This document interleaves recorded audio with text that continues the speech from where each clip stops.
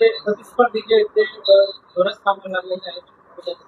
निवडणुका आल्या की प्रत्येक उमेदवार या ठिकाणी कामाला लागतोच, त्याप्रमाणे ते कामाला लागलेले असतील, त्यात मला काही अडचण नाही. आणि सर अनिल चौधरी म्हणताय की तुम्ही नगरपालिकेचं तुम्हाला नॉलेज आहे, बाकीचं नॉलेज नाही बाहेर.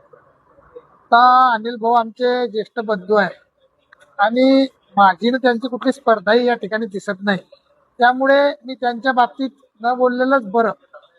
ते म्हणतात की त्यांना कुठला अनुभव नाही, परंतु अनिल चौधरी कदाचित विसरलेले असतील की त्यांनी फक्त भुसावळची नगरपालिका बघितली.